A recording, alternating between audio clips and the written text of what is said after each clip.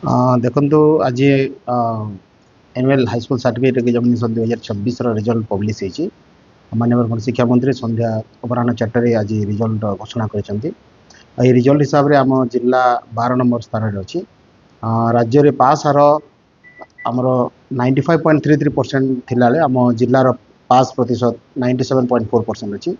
ଏବଂ ବିଗତ ବର୍ଷ ଅପେକ୍ଷା ଆମର ରିଜଲ୍ଟ ମଧ୍ୟ କ୍ୱାଲିଟି ରିଜଲ୍ଟ ମଧ୍ୟ ହେଇଛି। ବିଗତ ବର୍ଷ ଆମର E1ରେ 5 ଜଣ ପିଲା ପାଇଥିଲେ, ଏ ବର୍ଷ 9 ଜଣ ପିଲା ପାଇଛନ୍ତି। ଆଉ 80ରୁ 90% ଭିତରେ 130 ପିଲା ପାଇଥିଲେ, ଏଥର 272 ପିଲା ପାଇଛନ୍ତି। ତ B1ରେ ସେମିତି 1039 ପିଲା ଗତ ବର୍ଷ ପାଇଥିଲେ, ଏ ବର୍ଷ 1952 ପିଲା ପାଇଛନ୍ତି। ତ ମୋଟାମୋଟି ଭାବରେ ଆମେ ଦେଖିବାକୁ ଗଲେ ଆମ ଜିଲ୍ଲାରେ ପାସ୍ ହାର ମଧ୍ୟ ବୃଦ୍ଧି ହେଇଛି ତଥା ଯେଉଁ ଗୁଣାତ୍ମକ ହାର ମଧ୍ୟ ବୃଦ୍ଧି ହେଇଛି, ପାସ୍ ହାର ମଧ୍ୟ ବୃଦ୍ଧି ହେଇଛି।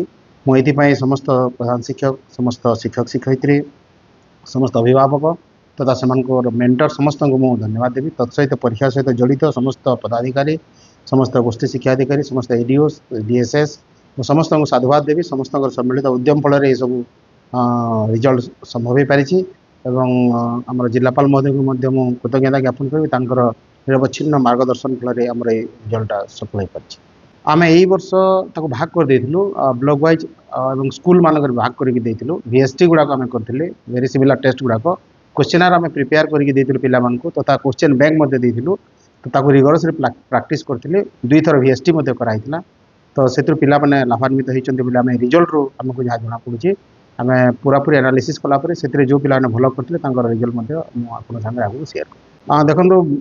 विगत 2 वर्ष आनी क्रमागत भाव में आमर जो मैट्रिक परीक्षा अनुपस्थित पिला संख्या कमी कमी आसी। विगत वर्ष 464 जन पिला प्रायतः अनुपस्थित थे। ए वर्ष किंतु 209 जन पिला अनुपस्थित अच्छा। तो ये समस्त प्रधान शिक्षक और सहयोगी शिक्षक शिक्षयित्री मान भूमिका निश्चित भाव में धन्यवाद और आम सब धन्यवाद दूचु जे निरवच्छिन्न परिश्रम फल पिला माने परीक्षा एपियर कर फलाफल भल कर नहीं। निश्चित भाव में आम समस्त शिक्षक शिक्षयित्री समस्त छात्र छात्री अभिभावक मान धन्यवाद देवु जे से परिश्रम परिश्रम फल पाई।